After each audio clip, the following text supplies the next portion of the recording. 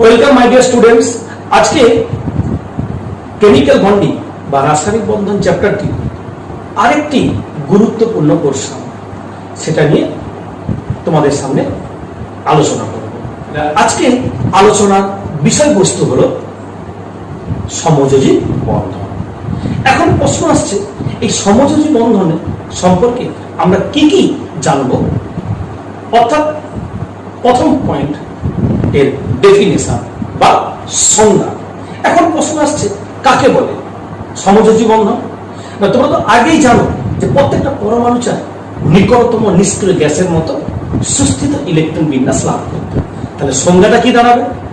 নিকটতম নিষ্ক্রিয় গ্যাসের মতো ইলেকট্রন বিন্যাস লাভের জন্য পরমাণুগুলি তার বহিস্থ কক্ষের ইলেকট্রনকে সমানভাবে ব্যবহার করে যখন নতুন এক বন্ধন তৈরি করবে, তখন সেই বন্ধনকেই আমরা বলবো সমযোজী বন্ধন। তাহলে তড়িৎযোজীর সঙ্গে বেসিক ডিফারেন্স কি?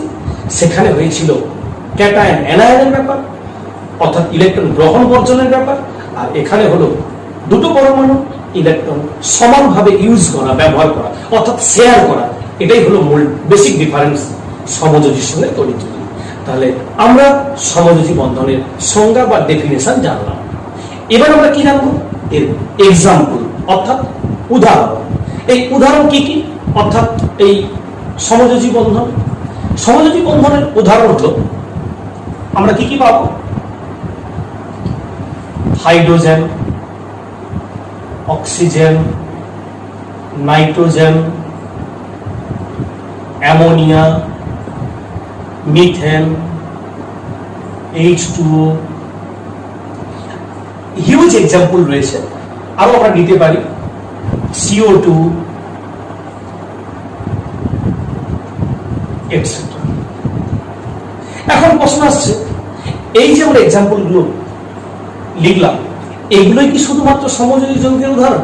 না, অসংখ্য যৌগ রয়েছে যারা সমযোজী যৌগের উদাহরণ। এ তো গেল এদের এক্সাম্পল বা উদাহরণ। তাহলে এবারে আমরা যাচ্ছি এর নেক্সট পয়েন্ট, ক্যারেক্টারিস্টিক্স বা বৈশিষ্ট্য। এখন প্রশ্ন হচ্ছে, এই সমযোজী যৌগগুলোর কি কি বৈশিষ্ট্য রয়েছে? তাহলে আমরা যাচ্ছি প্রথম নাম্বার 1, এরা তরল কিংবা গ্যাসীয় অবস্থায় থাকে। এবারে তোমরা যদি জানতে চাও তাহলে কি হবে, এক্সাম্পল আমি দিতেই পারি। তরল অবস্থায় থাকে যেমন জল, এই জন্য জল একটি সমযোজী। কেরোসিন একটি সমযোজী। আবার আমরা যদি গ্যাসীয় অবস্থায় যাই, অ্যামোনিয়া। আবার যদি আমরা অক্সিজেন, নাইট্রোজেন যাই, তাহলে সেগুলো সবই সমযোজীর পর্যায়ে পড়ে, যেগুলো আমরা এক্সাম্পল দিয়েছিলাম আগে। এটা গেল ভৌত অবস্থা। এবার যাচ্ছি পয়েন্ট 2, অর্থাৎ দ্বিতীয় পয়েন্ট। 2 নম্বর পয়েন্টে কি রয়েছে না, সমযোজী যৌগগুলো জলে অদ্রাব্য, কিন্তু বিভিন্ন জৈব দ্রাবক যেমন কার্বন টেট্রাক্লোরাইড কিংবা বেনজিন C6H6 ইত্যাদি, অর্থাৎ জৈব দ্রাবকে এরা দ্রাব্য হয়। তাহলে নেক্সট পয়েন্ট 3, সমযোজী যৌগগুলো গলনাঙ্ক এবং স্ফুটনাঙ্ক কম হয়, অর্থাৎ এদের মেল্টিং পয়েন্ট এবং বয়লিং পয়েন্ট, অর্থাৎ গলনাঙ্ক এবং স্ফুটনাঙ্ক সবসময় কম হয়। নাম্বার 4, অর্থাৎ চতুর্থ পয়েন্ট কি রয়েছে, এদের আইসোমেরিজম বা সমাবয়বতা আমরা দেখতে পাই, অর্থাৎ এদের আইসোমেরিজম আমরা ধর্ম দেখতে পাই। নেক্সট 5, এরা সাধারণত হয় অধ্রুবীয়। অধ্রুবীয় মানে অর্থাৎ এদের ডাইপোল মোমেন্ট, তোমরা এটা পরে শিখবে, এই কেমিক্যাল বন্ডিং চ্যাপ্টারের শেষের দিকে রয়েছে। ডাইপোল মোমেন্ট কি, কিভাবে হয়, তার ক্যালকুলেশন কিভাবে করতে হয়, আমরা পরে পরে তোমাদেরকে শেখাবো। এই গেল সমযোজী যৌগের ক্যারেক্টারিস্টিক্স বা বৈশিষ্ট্য। এবার আমরা চাই এই সমযোজী যৌগের আরেকটি গুরুত্বপূর্ণ পয়েন্ট, অর্থাৎ যাকে আমরা বলবো লুইস ডট স্ট্রাকচার। তোমরা তড়িৎযোজী যৌগের লুইস ডট স্ট্রাকচার দেখেছো। সেখানে কি ছিল? ক্যাটায়ন অ্যানায়ন ছিল। ক্যাটায়ন অ্যানায়নের মধ্যে ক্যাটায়ন ইলেকট্রন বর্জন করেছিল, অ্যানায়ন ইলেকট্রন গ্রহণ করেছিল। প্রত্যেকের টেন্ডেন্সি ছিল অক্টেট ফিল আপ করা। তা হয়েছে কিন্তু সমযোজীর বেলায় এই যে লুইস ডট স্ট্রাকচার, এই লুইস ডট স্ট্রাকচারের ক্ষেত্রেও প্রত্যেকটা পরমাণু কিন্তু অষ্টকের যে রুল বা অষ্টক সূত্র এরা মেনটেন করবে বহিস্থ কক্ষে এবং বিনিময়ে একটি নতুন যৌগ তৈরি করবে। তবে পাশাপাশি যে পরমাণুগুলো থাকবে তারা একে অপরের মধ্যে ইলেকট্রন সমানভাবে শেয়ার করবে, এটাই হচ্ছে এদের মূল কনসেপ্ট। তো আমরা দেখাবো এক্সাম্পল দিয়ে এক একটা করে সমযোজী যৌগের। উদাহরণ 1, সেখানে আমরা কি নিচ্ছি? একদম সহজ যৌগ হাইড্রোজেন নিলাম। তোমরা তো প্রত্যেকেই জানো হাইড্রোজেন হচ্ছে 1 নম্বর, অর্থাৎ পারমাণবিক ক্রমাঙ্ক 1। তাহলে এই হলো হাইড্রোজেন, তাদের ইলেকট্রন রয়েছে একটা। এই হলো আরেকটি হাইড্রোজেন, তার ইলেকট্রন রয়েছে একটা। এই হাইড্রোজেন 1 নম্বরে বলে এছাড়া এর নিকটতম নিষ্ক্রিয় গ্যাস হিলিয়ামের মতো হতে। আর তোমরা জানো হিলিয়াম 2 নম্বরে, তার মানে নিজস্ব একটা ইলেকট্রন আর অন্য পরমাণু আরেকটা ইলেকট্রন নিয়ে হিলিয়াম হয়ে গেল। কিন্তু এই পরমাণু নিজের ইলেকট্রন এবং অন্য আরেকটি হাইড্রোজেন ইলেকট্রন নিয়ে সমানভাবে ইউজ করলো, তৈরি হলো হাইড্রোজেনের মধ্যে বন্ড, আর যাকেই আমরা বলবো হাইড্রোজেন H2। তোমরা পরে শিখবে এই যে বন্ধন, একে বলা হয় এক বন্ধন বা ইংরেজিতে বললে সিঙ্গেল বন্ড। অর্থাৎ যখন সমযোজী বন্ধনের বিভিন্ন ভাগ আসবে সেগুলো নিয়ে আমরা পরপর যাব, তখন তোমরা জানতে পারবে। 2 নম্বর উদাহরণ আমরা নিচ্ছি কি? অক্সিজেন। অক্সিজেনের ক্ষেত্রে কি না, তোমরা জানো প্রত্যেকটা অক্সিজেনের পারমাণবিক ক্রমাঙ্ক হলো 8, বহিস্থ কক্ষে ইলেকট্রন হচ্ছে 6। তাহলে আমরা 6টা ইলেকট্রন লিখে নিচ্ছি। প্রত্যেকটা অক্সিজেনের চায় বহিস্থ কক্ষে ইলেকট্রনের সংখ্যা 8 করতে। তাহলে যেহেতু 6টা রয়েছে, তাই এই অক্সিজেন পরমাণুটি অন্য অক্সিজেনের বাকি দুটোকে নিয়ে করলো 8। আবার এখানে এর নিজস্ব রয়েছে 6টি, অন্য পরমাণু দুটো ইউজ করবে। তাহলে আমি কিন্তু বলেইছিলাম যে এ পরমাণু অর্থাৎ অক্সিজেন, এই অক্সিজেনে যতগুলো ইলেকট্রন নেবে এই অক্সিজেনও তো এর ততগুলো ইলেকট্রন নেবে, সমানভাবে ইউজ করবে। তৈরি হবে ও, দুটো করে ইলেকট্রনে একটা করে বন্ড হয়। তাহলে মোট এখানে দুটো বন্ড মানে 4টে ইলেকট্রন রয়েছে, আর বাকি 4টে ইলেকট্রন হলো একেই আমরা বলি অক্সিজেন। Next example nitrogen. নাইট্রোজেনের ক্ষেত্রে তোমরা জানো যে প্রত্যেকটা নাইট্রোজেন রয়েছে 7 নম্বরে, অর্থাৎ বহিস্থ কক্ষে ইলেকট্রনের সংখ্যা 5। তারপরে 5 মানে অষ্টক পূর্ণ করতে গেলে পাশের নাইট্রোজেন থেকে ওকে আরো 3টে নিতে হবে। তাই সেই যে 3খানা নিতে হবে সেই ভেবেই আমি এইখানে 3টে লিখেছি। কেন? যাতে করে ও 3টে নিতে পারে, এও ওর 3টে নিতে পারে। তাহলে আমার সার্কেলগুলো করতে খুব সুবিধা হবে। তাহলে 5টা থাকলে 2টো, আর বাকি থাকলো এখানে 2টো বাকি থাকলো। তাহলে এই নাইট্রোজেনের ক্ষেত্রে ধরে নিলে 5 আর এর 3 হয়ে গেল 8। এই নাইট্রোজেন নিজস্ব 5, আরেকজন নাইট্রোজেনের হলো 3, হলো 8। Triple bond. কেন ট্রিপল বন্ড বলছি আমরা? 3টে বন্ধন আছে বলি। তাহলে প্রশ্ন থাকছে এখানে সিঙ্গেল, এটা ডাবল, এটা ট্রিপল বন্ড। তবে এ সম্পর্কে তথ্য তোমরা পরে পাবে। এবারে যাচ্ছি আমরা নেক্সট। আমরা একটু কঠিন যৌগ নিচ্ছি এদের তুলনায়, কারণ লক্ষ্য করে দেখো এখানে যতগুলো এক্সাম্পল নিয়েছি সবগুলোতেই পরমাণু কিন্তু একই। এবার আমরা কি করব? ডিফারেন্ট পরমাণু নিয়ে যৌগ নেব। তো প্রথমে একদম সরল যৌগ নিচ্ছি আমরা, কি না মিথেন। এই যে মিথেন আমরা নিচ্ছি, মিথেনের ক্ষেত্রে কি হয় যে মিথেন একটি অর্গানিক যৌগ। তাই এই 4 নম্বর এক্সাম্পলে আমরা কি নিচ্ছি? মিথেন। এই মিথেনের ক্ষেত্রে আমরা কি করব না, যেহেতু কার্বন মাঝে রয়েছে কেন্দ্রীয় পরমাণু, এ ব্যাপারেও তোমরা ডিটেলস পরে জানতে পারবে যত চ্যাপ্টারটা এগোবে।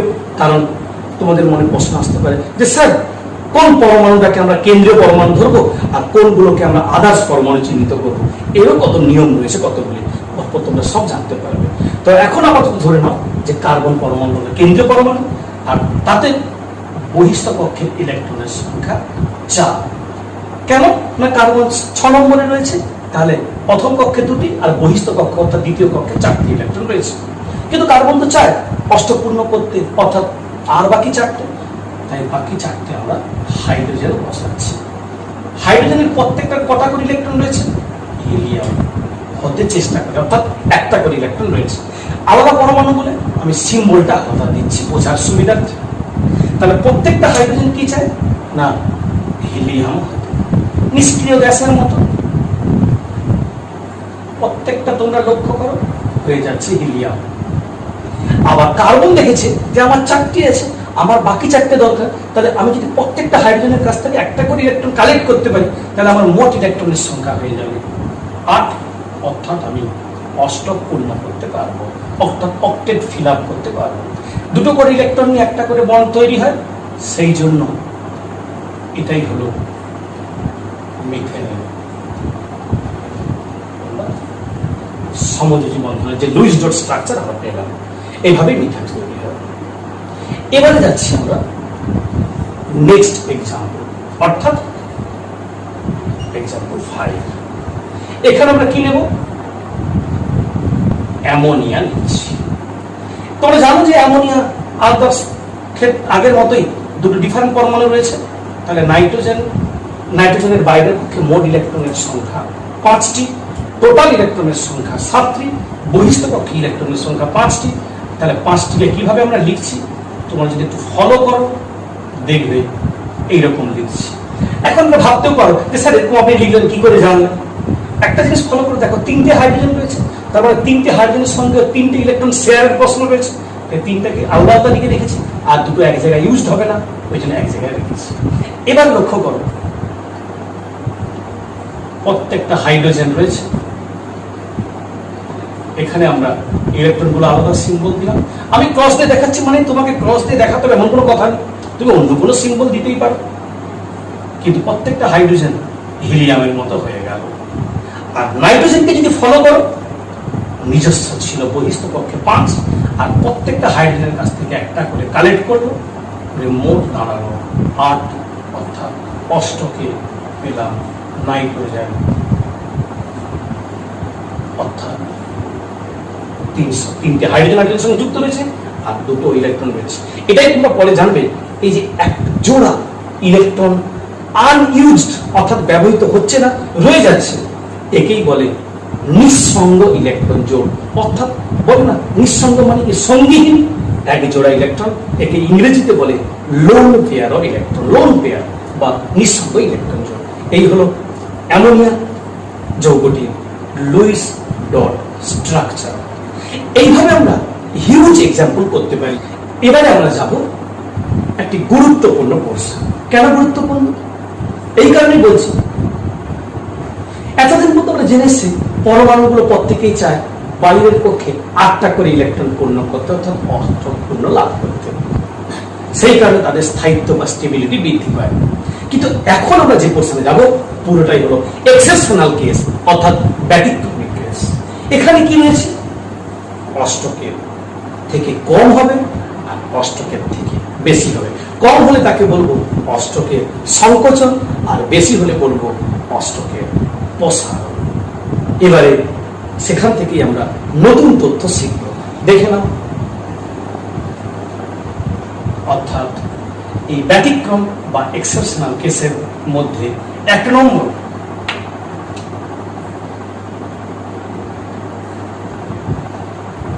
অষ্টকের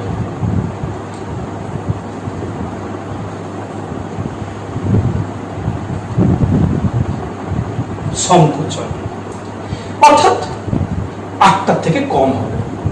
মনে মনে তোমাদের প্রশ্ন হতে পারে, স্যার এই 8টার থেকে যে কম হলো তাহলে যৌগগুলো কি আদৌ স্টেবল? আমি আবারও বলছি, তোমরা যতদূর পর্যন্ত জেনেছো সেই সাপেক্ষে তোমরা যদি বিচার করো তাহলে কিন্তু স্টেবল নয়। কিন্তু আসলে প্রত্যেকটা যৌগ স্টেবল, এবং এদের স্টেবিলিটির পেছনে অন্য রহস্য রয়েছে। আমরা পরপর করে জানবো, অবশ্যই জানবো। তাহলে প্রথমে এক্সাম্পল যাই, অর্থাৎ বেরিলিয়াম ক্লোরাইড।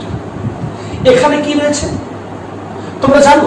বেরিলিয়াম 4 নম্বরে রয়েছে, যার বহিস্থ কক্ষে ইলেকট্রনের সংখ্যা 2টি। আর প্রত্যেকটা ক্লোরিন তো জানো হ্যালোজেন মৌল, তাই বাইরের কক্ষে 7টা করে ইলেকট্রন রয়েছে। 3 × 5 = 6, 7। ক্লোরিনের ক্ষেত্রেও একই নিয়ম থাকছে আগের মতোই। এখানে প্রত্যেকটা ক্লোরিন চায় অষ্টক পূর্ণ করতে হয়ে গেল, কিন্তু বেরিলিয়াম তার ক্ষেত্রে হচ্ছে না। অর্থাৎ বেরিলিয়ামের সঙ্গে ক্লোরিন ক্লোরিন এখানে ছটা আছে, এখানে ছটা আছে, লিখতে পারো। তাহলে মূল লক্ষ্য করে যাও যে বেরিলিয়াম কিন্তু অষ্টক পূর্ণ লাভ করতে পারেনি, বেরিলিয়াম হয়েছে কিন্তু চারটা, চতুর্থ। এখন প্রশ্ন, স্যার কি করে এটা হলো? দেখো কি করে হলো, এই রহস্যের উদ্ঘাটন আমরা অবশ্যই করবো। তোমরা ফলো করো আমাকে, অবশ্যই সব জানতে পারবে। এবারে যাই আমরা নেক্সট এক্সাম্পল, অর্থাৎ উদাহরণ, দ্বিতীয় উদাহরণ। সেখানে আমরা কি করবো, আরেকটি এক্সাম্পল নিচ্ছি, বোরন ট্রাইফ্লোরাইড। বোরনের ক্ষেত্রে 5 নম্বর, তাহলে বোরনের বহিস্থকক্ষী ইলেকট্রনের সংখ্যা হলো 3। আর প্রত্যেকটা ফ্লোরিন যেহেতু হ্যালোজেন মৌল, তাই বাইরের কক্ষে ইলেকট্রনের সংখ্যা 7। তাহলে আমরা পাচ্ছি কি, যেহেতু বাইরের কক্ষে 7টি রয়েছে, তাই ফ্লোরিন অষ্টক লাভ করল। ফ্লোরিন যেহেতু অষ্টক লাভ করছে, এই ফ্লোরিনের ক্ষেত্রে একই রকম। তাহলে এও অষ্টক লাভ করবে, কিন্তু তোমরা কেন্দ্রীয় পরমাণু বোরনটাকে ফলো করো, দেখবে বোরন কিন্তু হচ্ছে অষ্টকের পরিবর্তে হলো ষষ্ঠক। এখন প্রশ্ন তো আসবেই তোমাদের, আমি হলেও আমারও মনে প্রশ্ন আসতো, স্যার কি করে হলো 8 না হয়ে 6 হলো, অথচ যৌগটি স্টেবল? অবশ্যই কারণ রয়েছে, বলো। যাচ্ছি আমরা নেক্সট এক্সাম্পল, আরেকটি এক্সাম্পল নিচ্ছি আমরা, অ্যালুমিনিয়াম ক্লোরাইড। এই যে অ্যালুমিনিয়াম ক্লোরাইড, অ্যালুমিনিয়াম 13 নম্বরে রয়েছে, বহিস্থকক্ষী ইলেকট্রনের সংখ্যা 3। তাহলে আমরা অ্যালুমিনিয়ামের ক্ষেত্রে যদি লিখি, তাহলে আমরা 3টি ইলেকট্রন পাবো। যেভাবেও লিখতে পারো, আগেরটার সঙ্গে এটা অন্যভাবে করলাম নতুন করে। এবারে এদিকে ক্লোরিন নিলাম, এখানে ক্লোরিন, আরো বাকি বহিস্থ কক্ষের যেমন ইলেকট্রন থাকে তেমনি থাকলো।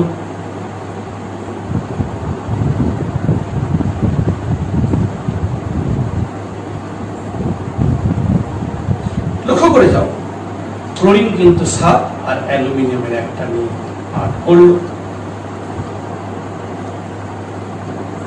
কিন্তু অ্যালুমিনিয়ামের ক্ষেত্রেটা লক্ষ্য করো, অ্যালুমিনিয়াম হলো 6টা। একটা জিনিসকে তোমরা লক্ষ্য করে দেখেছো, যে সমস্ত মৌল তড়িৎ ঋণাত্মকতা বা ইলেকট্রোনেগেটিভিটি বেশি, তারাই মূলত আগেই অক্টেট ফিল আপ করার চেষ্টা করছে।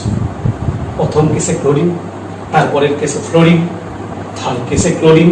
তার মানে যারা তীব্র ইলেকট্রোনেগেটিভ, তোমরা জানো তড়িৎ ঋণাত্মকতার সঙ্গে যে ইলেকট্রনের ডেনসিটিকে নিজের দিকে টেনে রাখার চেষ্টা, তার মানে ওরা মূলত অক্টেটাকে ফিল আপ করবে। তারপরে অন্য পরমাণু তাদের অষ্টক হতেও পারে, নাও পারে, তাই এরা অক্টেট ফিল আপ করবে। আমরা আরো এক্সাম্পলে যেতে পারি, কার্বন মনোক্সাইড, নাইট্রিক অক্সাইড। চাইলে তোমরা বাড়িতে এক্সাম্পল গুলো করবে, নাইট্রিক অক্সাইড, কার্বন মনোক্সাইড, বাড়িতে করে দেখবে, এ সবই আসবে অষ্টকের সংকোচন, অর্থাৎ কম আসবে। এবারে যাই আমরা এর আরেকটি পোর্শন, অর্থাৎ অষ্টকের প্রসারণ। সেখানে আমরা কি পাবো না, সেখানে দেখব কেন্দ্রীয় পরমাণু, অর্থাৎ মাঝে যে পরমাণুটি রয়েছে তাদের প্রত্যেকেরই বাইরের পক্ষে মোট ইলেকট্রনের সংখ্যা 8 অপেক্ষা বেশি, অর্থাৎ অষ্টকের প্রসারণ। তাহলে এই অষ্টকের যে প্রসারণ, এটা আমরা করব। এই প্রসারণের এক্সাম্পলে কি কি যাব আমরা? 1 নম্বর এক্সাম্পল, PCl5, ফসফরাস পেন্টাক্লোরাইড। এখানে কি রয়েছে? ফসফরাস তোমরা জানো 15 নম্বরে, বহিস্থ কক্ষে ইলেকট্রনের সংখ্যা 5। তাহলে যদি বাইরের কক্ষে 5টি ইলেকট্রন হয়। আর ক্লোরিন তো রয়েছে জানো তোমরা,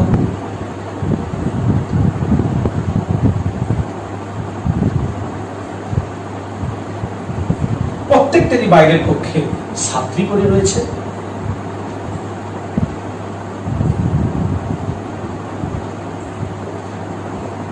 একটা লিখলাম, বাকি 6খানা অবশ্যই আছে। ক্লোরিনের নিয়ম অনুসারে যেমন 6খানা করে প্রত্যেকটা ক্লোরিনে আরো এক্সট্রা থাকবে, মোট 7খানা। এবার একটু ফলো করো তোমরা, দেখে নাও প্রত্যেকটা ক্লোরিন চায় অষ্টক পূর্ণ করতে।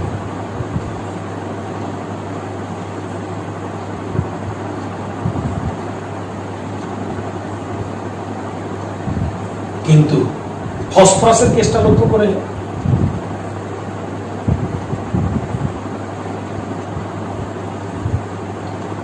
দুটো, 4টে, 6টা, 8টা, 10টা, অর্থাৎ পি কেন্দ্রীয় পরমাণু, chlorine chlorine chlorine chlorine chlorine, এই হলো অষ্টকের প্রসারণ। তোমাদের মনে প্রশ্ন আসতে পারে, স্যার কি করে হলো, কেন হলো, বাড়তি ইলেকট্রন কিভাবে স্টেবিলিটি পায়? অবশ্যই তার এক্সপ্লানেশন আছে, আমরা পরে জানবো। নেক্সট এক্সাম্পল, অর্থাৎ example 2, SF6 sulphur hexafluoride. Sulphur হলো কেন্দ্রীয় পরমাণু, প্রত্যেকটা সালফারের বাইরের কক্ষে 6টা ইলেকট্রন থাকে। আর ফ্লোরিন মানে হ্যালোজেন, তার মানে বাইরে থাকবে 7টা করে ইলেকট্রন। তাহলে দাঁড়াচ্ছে কি,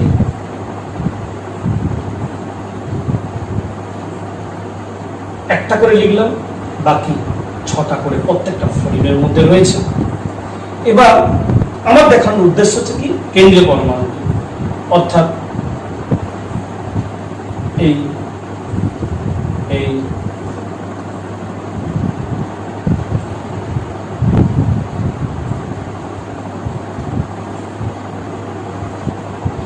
এরা প্রত্যেকে কিন্তু অষ্টক ফ্লোরের ভেতরে নয়, বাইরের ফ্লোরিন। কি করে?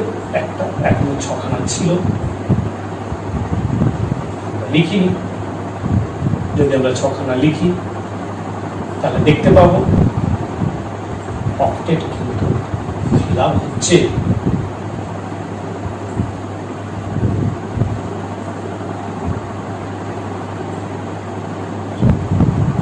এবারে যাই আমরা কেন্দ্রীয় পরমাণুটির কথা, যেখানে সালফার রয়েছে, আর যার প্রত্যেকের ক্ষেত্রে বহিস্থ কক্ষে ইলেকট্রনের সংখ্যা 2, 4, 6, 8, 10, 12, এই করে 12টি রয়েছে।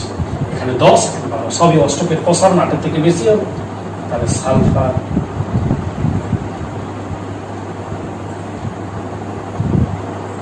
এই হলো SF6। এবারে যাব আমরা নেক্সট এক্সাম্পল, অর্থাৎ পরবর্তী এক্সাম্পল 3। সেখানে কি IF7 আয়োডিন হেপ্টাফ্লোরাইড। এর বেলায় কি পাবো? কেন্দ্রীয় পরমাণু হলো আয়োডিন, যদি তার বাইরের কক্ষে 7টি ইলেকট্রন রয়েছে।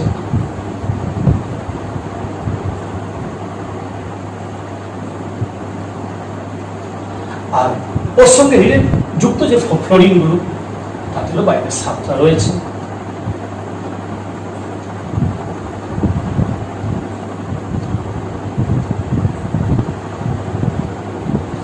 যদি আমরা ওদের ইলেকট্রন গুলো বসাই, আমি ফ্লোরিনের একটা করে লিখছি, বাকি আরো 6খানা করে রয়েছে।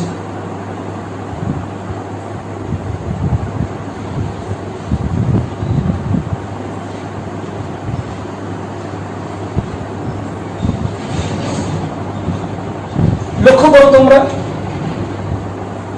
এরা প্রত্যেকেই কিন্তু অক্টেট ফিল আপ করছে,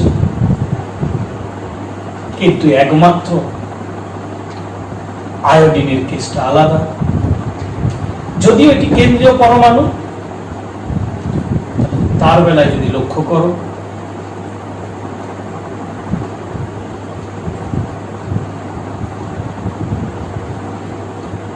এখানেও পাবো আমরা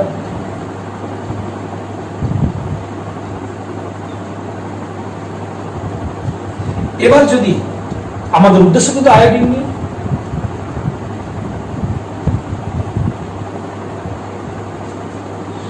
দেখেন নিজস্ব ছিল বাইরের কক্ষে 7টা ফ্লোরিন থেকে পেয়েছে মোট 14। তাহলে এর স্ট্রাকচারটা হবে I F F F F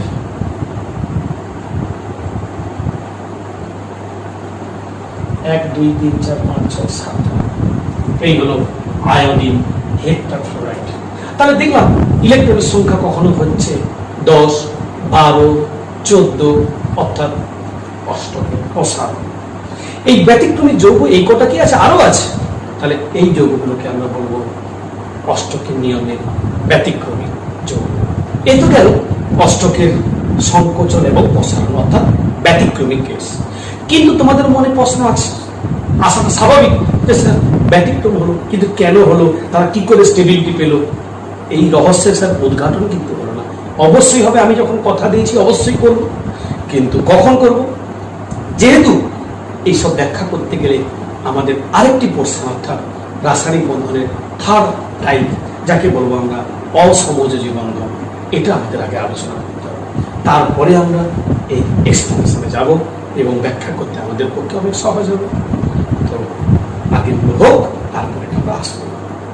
এবারে যাবো আমরা নেক্সট পোর্শন, পার্থক্য কার কার মধ্যে? তড়িৎযোজী যৌগ এবং সমযোজী যৌগ, এদের মধ্যে পার্থক্য, বা তড়িৎযোজ্যতা সমযোজ্যতার মধ্যে পার্থক্য। একই ব্যাপার, একদিকে যদি তড়িৎযোজী যৌগের বৈশিষ্ট্য, আরেকদিকে যদি সমযোজী যৌগের বৈশিষ্ট্যগুলো আলাদা আলাদা করে বসিয়ে দিই, তাহলে দুজনের মধ্যে পার্থক্য হয়ে যাবে। কিরকম?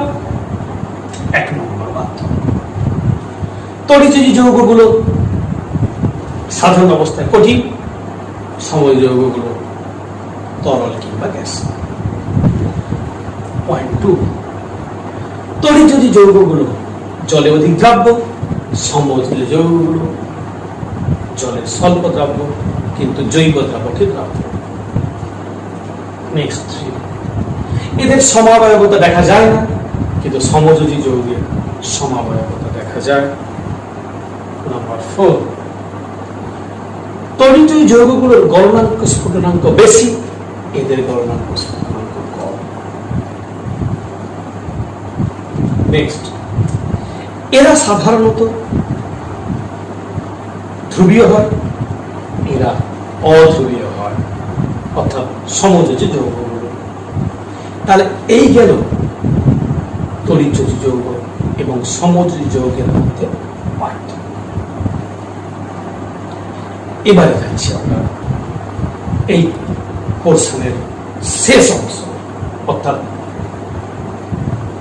আইডেন্টিফিকেশন বা শনাক্ত। অর্থাৎ এটা মাধ্যমিকে তোমরা কাজে লাগিয়েছো, যে অনেকগুলো যৌগ দিয়ে বললো কোন যৌগ তড়িৎযোজী হবে আর কোন যৌগ সমযোজী হবে। দেখো এই পোর্শনটা হয়তো 11-এ আসবে না, কিন্তু আমরা এটা পড়ছি মানে আমাদের পুরো ডিটেলস জেনে নিতে হবে, কারণ আমরা চাইছি ভিত অর্থাৎ গোড়াটাকে একটু শক্ত করে নিতে। তাহলে কি হবে? ওপরে আমরা লোড চাপাতে পারবো, তখন আর কোনো প্রবলেম থাকবে না। সেই জন্যই আমরা করাচ্ছি কি আইডেন্টিফিকেশন বা শনাক্তকরণ। কি করে জানবো একটা যৌগ তড়িৎযোজী না সমযোজী? তার বেসিক কতগুলো রয়েছে, যে যদি আমরা দেখি যে 1 নম্বর, আমরা কি ভাববো অবশ্যই নাম্বার 1, তড়িৎ যদি যৌগগুলো সাধারণত কি হয়, কঠিন অবস্থায় থাকে। তার মানে যদি কোনো যৌগ দিয়ে আমরা দেখি, ধরো সাপোজ তোমাদের NaCl বা খাদ্য লবণ দেওয়া হলো, KCl হলো, ম্যাগনেসিয়াম ক্লোরাইড, এগুলো কঠিন, তাই এরা হবে তড়িৎ যৌগ। আর যদি কোনো তরল বা গ্যাস হয় তাহলে অবশ্যই হবে সমযোজী। এবার এখানে প্রশ্ন রয়েছে, তাহলে ব্যতিক্রমী অনেক রয়েছে, আমি আগেই বলেছি। আমি যেগুলো বলছি এখন সেগুলো হচ্ছে সচরাচর, ব্যতিক্রমী কেসে আমরা যাচ্ছি না। নাম্বার 2, যদি দেখা যায় যৌগটির মধ্যে যে পরমাণুগুলো রয়েছে তাতে ধাতু এবং অধাতু মেশানো রয়েছে, অর্থাৎ ধাতু ও ধাতু দিয়ে গঠিত যৌগ, তখন ওটি হবে তড়িৎ যৌগ। আর যদি দেখি আমরা দুটোই ধাতু কিংবা দুটোই অধাতু, তখন হবে সমযোজী। এবারে যাচ্ছি আমরা নেক্সট। যদি দেখা যায় যৌগগুলোর ক্ষেত্রে, তাহলে এখন আমরা বর্ণাঙ্ক স্ফুটনাঙ্ক তো যৌগ দেখে বুঝতে পারবো না, তাহলে এগুলো আমাদের পক্ষে বলা সম্ভব না। আমরা আবার ভৌত অবস্থা বুঝতে পারবো, কঠিন তরল না গ্যাস। আর একটা জিনিস বুঝতে পারবো আমরা, যৌগটা আমরা যে সচরাচর যৌগগুলো জানি তারা কঠিন তরল না গ্যাসীয়, কিংবা ধাতু কারা অধাতু কারা আমরা জানি। তাই যৌগটির সংকেত জানলে আমরা ধাতু অধাতু চিনতে পারবো, সেখান থেকে আমরা একটা গেস করতে পারবো কোনটা তড়িৎ কোনটা সমযোজী। এই প্রসঙ্গেই অবশ্যই বলে রাখি, স্পেশাল কেস হলো মাধ্যমিকেও ছিল এই HCl তড়িৎযোজী বা সমযোজী। তবে জেনে রাখো এই HCl এর কিন্তু দুটো পোর্শন, HCl গ্যাস আর HCl তরল। একে বলবো হাইড্রোক্লোরিক অ্যাসিড, একে বলবো হাইড্রোজেন ক্লোরাইড। যদি গ্যাস হয় অর্থাৎ গ্যাসীয় অবস্থায় থাকে, তাহলে এই HCl গ্যাস হবে সমযোজী।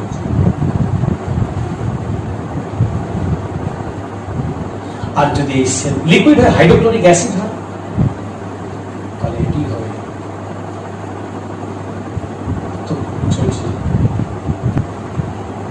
এই হলো HCl সম্পর্কে। এ সম্পর্কে ডিটেলস আমরা পড়বো না বেশি, কারণ এগুলো আমাদের এখানে বেশি নেই, মাধ্যমিকে তোমরা শিখেছো।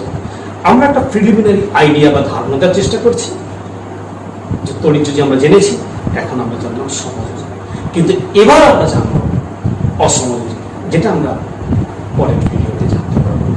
যদি কোনো প্রবলেম থাকে তাহলে অবশ্যই তোমরা কমেন্টে জানাবে। তবে আমি বলবো তোমাদের আশা করছি কোনো প্রবলেম নেই, কারণ তোমরা অলরেডি এটা মাধ্যমিকে জেনেছো। তাই মনে করে না একবার নতুন করে রিভাইজ হয়ে গেল, কারণ যেহেতু নতুন পোর্শনগুলো আমরা শিখবো চ্যাপ্টারে, তাই গোড়াটাকে শক্ত করে বাঁধিয়ে নিলাম আমরা।